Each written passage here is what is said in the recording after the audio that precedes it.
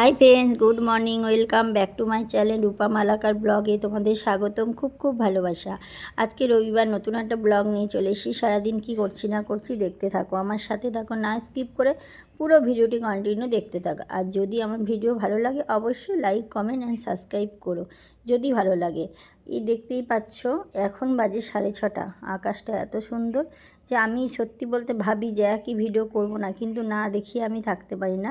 ভিউটা এতটাই ভালো লাগে, চারিদিকটা দেখো, বুঝতেই পারছো, একটু মনে হচ্ছে সূর্য উঠবে সোনালি সোনালি ভাব, বেশ ভালোই লাগছে। তারপরে এই যে ঘরে চলে এলাম, ঘরে এসে এবার বাসনগুলো গুছিয়ে নিচ্ছি। রাতে যে বাসনগুলো ধুয়ে রাখি সেগুলো গুছিয়ে নিচ্ছি। আর এখন চা বসিয়েছি, চা বসেও তোমাদের সাথে বকবক করছি।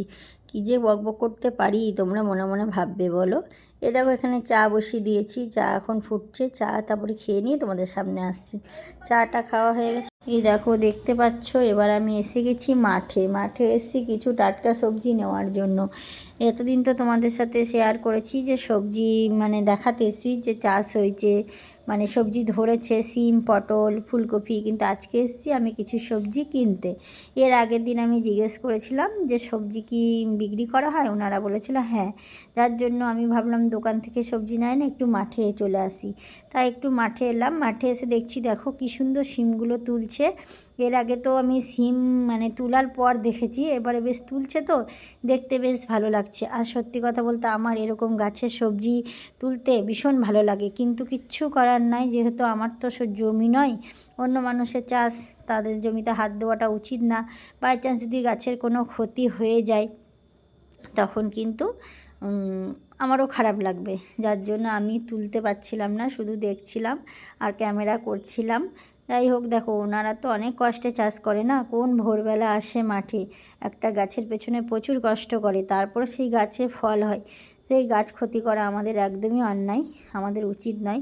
যার জন্য আমি কিন্তু হাত দিইনি। আর দেখতে কি ভালো লাগছে দেখো, পুরো সাদা ফুল ফুটে আছে, মানে যেগুলো ফুল হয়ে আছে সেগুলো এখনও ফল হবে।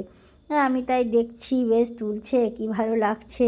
ওইদিকে কিন্তু সিম ওজন করছে আর আমি এখানে একটু ক্যামেরা করতে এলাম। তারপরে বাড়ি চলে এলাম। দেখো এখানে রান্না করছি কি জানো, ওলকপি আলু সয়াবিনের তরকারি।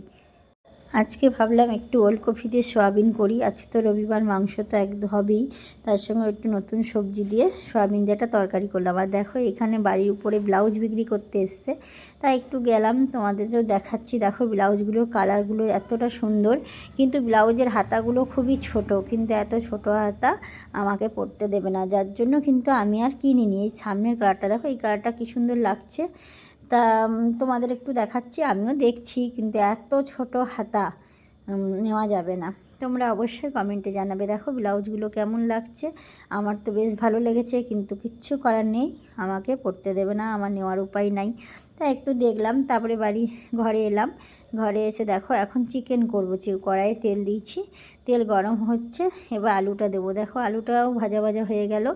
এবার আলুটা তুলে রাখবো, তুলে রেখে এর মধ্যে দেখো পেঁয়াজ দিলাম, একটা তেজপাতা, গোটা জিরে, একটা শুকনো লঙ্কা দিয়ে পেঁয়াজটাকে বেশ ভালো করে আমি ফ্রাই করলাম। করে দেখো এর মধ্যে এখন অ্যাড করলাম আদা বাটা, রসুন বাটা, পেঁয়াজ বাটা, লঙ্কা বাটা, তারপরে হলুদ, নুন দিয়ে আর একটু কাশ্মীরি লঙ্কা গুঁড়ো সামান্য দিয়ে বেশ লাল লাল করে কষিয়ে নিলাম। তার মধ্যে এই চিকেনগুলো ধুয়ে রেখেছিলাম, এবার চিকেনগুলো আমি দিয়ে দিচ্ছি। চিকেনগুলো দিয়ে বেশ ভালো করে মাংসটাকে কষিয়ে, হ্যাঁ চিকেন দিয়ে এবার কষাবো খুব সুন্দর। মশলা দেখো চারিদিকে একদম মশলা দিয়ে মাংসগুলো ভালো করে কষিয়ে নিচ্ছি, দেখতেই পাচ্ছ। চিকেনগুলো বেশ সুন্দর করে এবার কষিয়ে নিচ্ছি। এবার চিকেনগুলো কষা হতে হতে আমি একটুখানি কষাচ্ছি আর মাঝে মাঝে একটু করে তোমাদের সাথে গল্প করছি। তারপর দেখো একটু গরম জল করে দিয়ে দিয়েছিলাম, তোমাদের সাথে ওটা শেয়ার করা হয়নি। এ দেখো মাংসটা এখন ফুটছে। এ দেখো রান্না করেছি বেগুন ভাজা, এখানে ওলকপি আলু দিয়ে সয়াবিন দিয়ে তরকারি, এখানে আছে পালং শাক, আর নিচে আছে পেঁয়াজ দিয়ে ডাল, মুসুরির ডাল। আর এখানে আছে তোমার হচ্ছে ভাত। ভাত ছাড়া খাবো কি বলো। আর যেহেতু বাড়িতে দেওয়ার এসছে, বড় হাঁড়ি বসানো হয়েছে, নাহলে আমাদের ছোটো হাঁড়িতেই হয়ে যায়। এই দেখো মাংসর ফাইনাল লুক, ধনেপাতা আর গরম মশলা অ্যাড করে দিলাম। তারপরে এই যে স্নান করে চলে এলাম, একটু বসে গল্প করছি, যেহেতু দাদাভাই এখনও আসেনি, তোমাদের দাদাভাই এলেই আমরা খাওয়া দাওয়া করব।